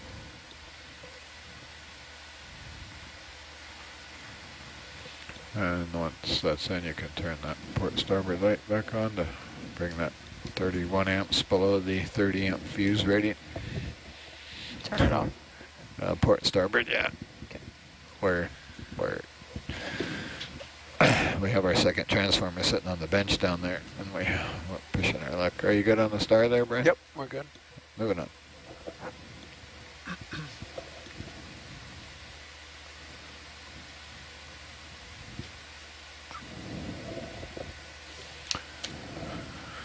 Well, There's another pneumatic air sinus. Oh yeah. Already on the move, unfortunately. Yep, not going to sneak up on that one.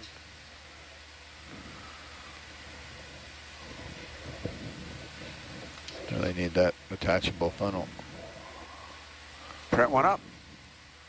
I got a bunch of 6th graders bugging us to talk to them about, we're doing a Lego robotic project, and well, I have the teacher bugging us, and they're supposed to come up with a engineering problem and solution for a research ROV, something that 6th graders could, you know, tackle, and so far they have been struggling. So what are some of the common issues that we face in here that class of budding 6th grade engineering students, middle school, could work on? Yeah. The detachable funnel for the 2-inch acrylic slurp nozzle would be. So I could print one up, but how would you attach it and detach it? Like I could put one on there permanently, but then you can't do those scrape it slurps, or we'd have to take our fish tickler off. So we need basically a changeable end effector for a 2-inch acrylic nozzle. That can be done one-handed, ideally. And Well, it has to be done one-handed, yeah. I have an idea. Do you have an idea? Yes. You know how ONC has their like little tabs on the end of some of their connectors? You could do some kind of Oh, the tab paddle. on that. Ooh, we have the Fletcher. That's what I mean, the Fletcher. Yeah, we could make a funnel with a Fletcher. I don't know where the term Fletcher came up. That's a Canadian Can we thing. look at that, please? But it's basically a,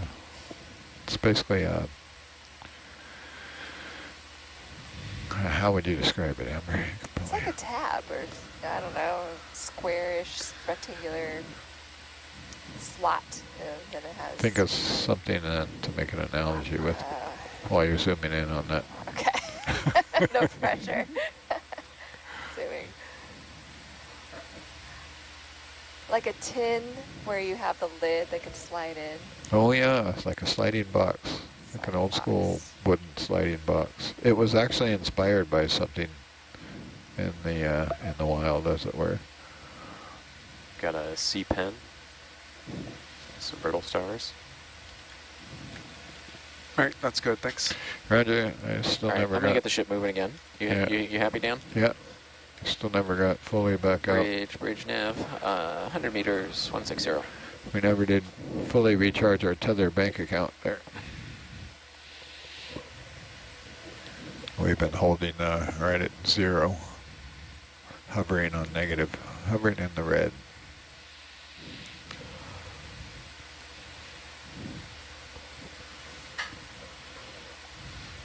The only problem I can think with a slurp funnel is you're going to lose velocity, water velocity in the widening funnel, right? I'm not sure if you'd have all that much suction. Just ahead, there's a Yeah, That's I'm not sure if we would either. fish. Unless you had a longer, narrow tube. Like it got more narrow and it was longer. This looks like another lizard fish. The Bathosaurus, I think. That's what I think. Yep. The Bathosaurus. One of the dominant predators of this depth range. Look at them Wow, jaws. those jaws. Bathosaurus mollis, says Jeff. Got a white something there on the rock? Let's take a quick zoom while we're pointed at it. Go ahead, Amber. Okay.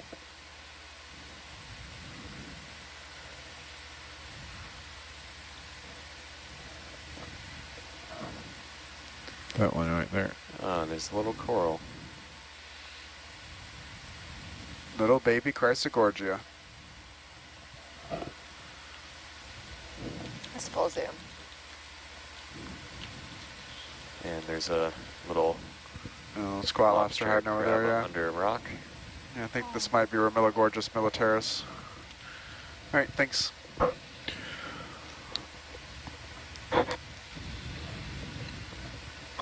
Look, 2 buttons at once.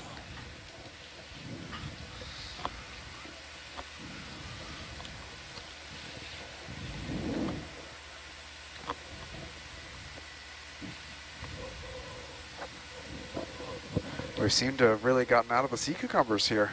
We haven't seen one in quite a while. They were definitely the dominant macrofauna of the start of the dive. I just keep rolling downhill.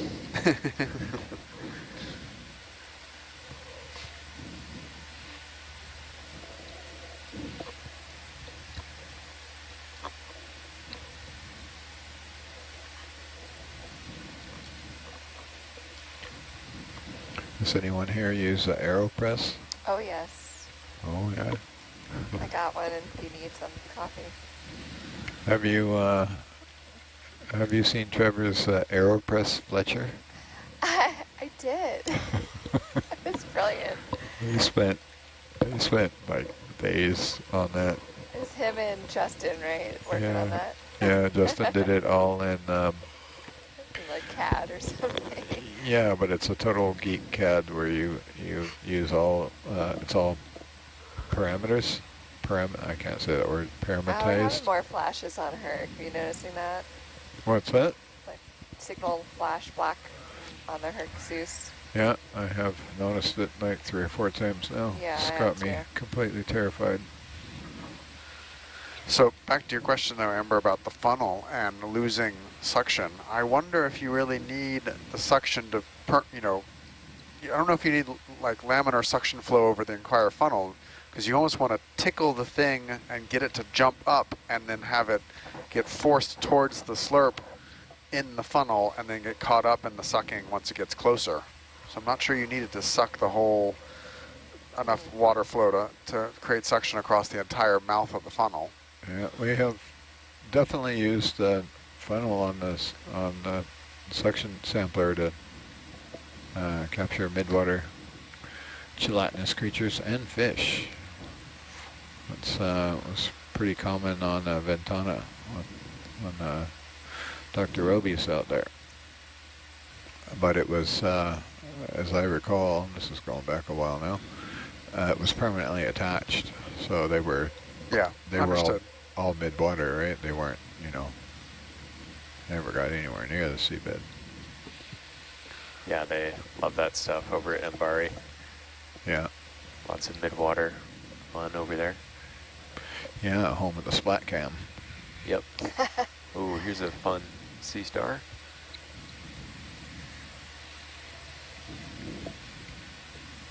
This looks very similar to the one we collected about an hour ago.